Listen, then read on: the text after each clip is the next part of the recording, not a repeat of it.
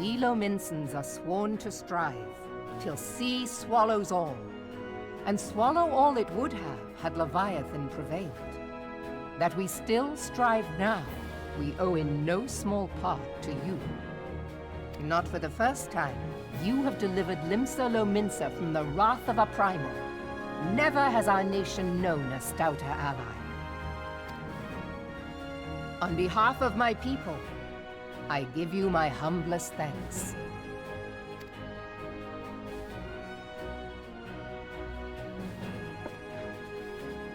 'Tis meet that I give thanks to old Mistbeard, too, for his fine solution.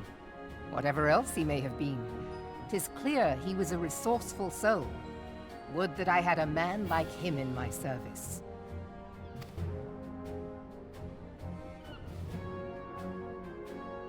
Before I set foot in these lands, I had no inkling that the people of Eorzea contended with such mighty foes.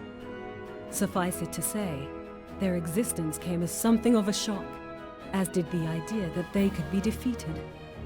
This experience has served to remind me of the vastness of the world, and the boundless potential of man. Though I am but a refugee in this realm, I would fain be of use to you in your fight. Know that I am tutored in one of the foremost combat arts of the Far East. It may seem outlandish to the Eorzean eye, but should any of your people care to learn, I would be pleased to initiate them. And I will see to it that they are grateful. I have no doubt that your knowledge and skills will serve us well. Besides, your art is not so outlandish as you think. Would you not agree, Master Thancred? Naught escapes your searching eye, Admiral. Few are privy to this information, but Limsa Lominsa is home to a certain secret fraternity. Its members are trained in a form of combat not unlike your own. By my judgment, it should not be beyond such individuals to adapt to the techniques I witnessed you employing with such admirable deftness.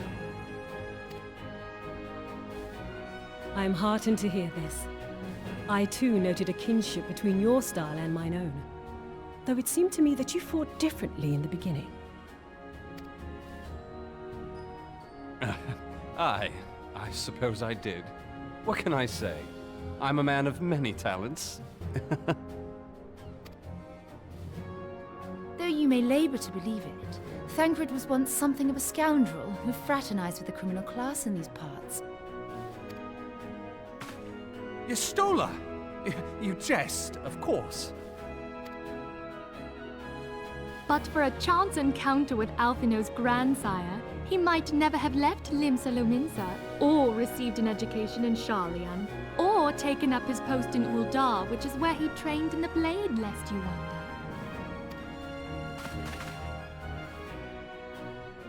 Milfinia, please! It would seem there is more to you than meets the eye, Master Thancred.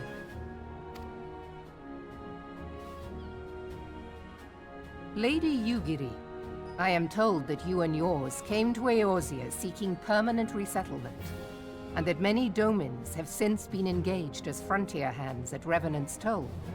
Moderna is many things, but a place of refuge it is not. Know that I would like nothing better than to furnish your people with a new home here on Lominsan soil. Alas, racked by instability as we are, our nation is in no fit state to take you in. Yet I'll not have it said that we turned a blind eye to your suffering. Until such time as we can do more, I pledge to send provisions. We are in your debt, Admiral. I realize that it scarce qualifies as repayment, but if it please you, I shall set about sharing my martial knowledge with your people at once.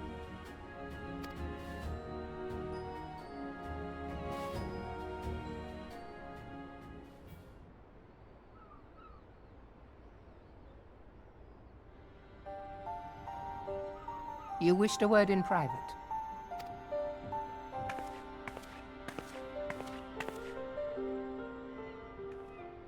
The better not to spoil the festive mood.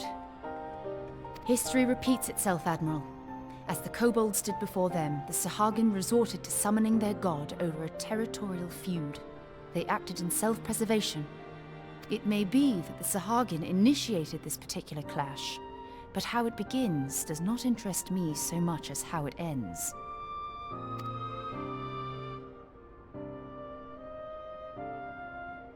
I have not forgotten our conversation, Y'shtola. I am aware that man bears part of the blame for the Primal's existence.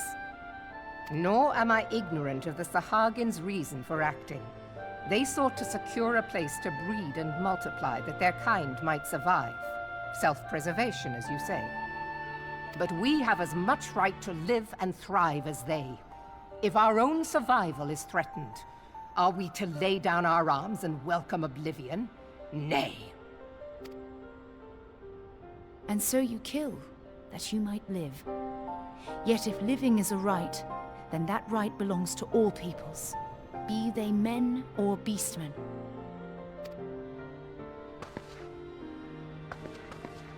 I'll not deny your reasoning.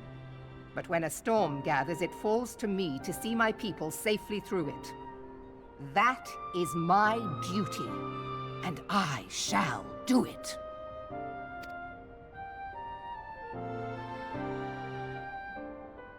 As must we all, Admiral.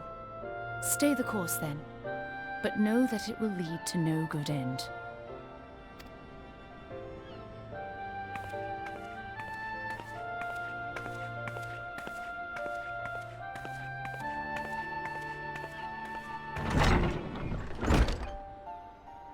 Man has ever put himself first and foremost.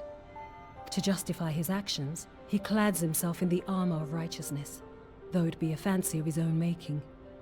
In this, mayhap the Garleans and we Domans are not so different.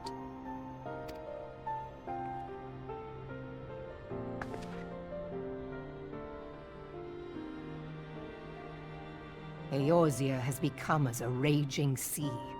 If we are to keep our heads above the waves, we cannot scruple to drown the man next to us. When hopes of coexistence founder, strength must determine who has the greater right to live.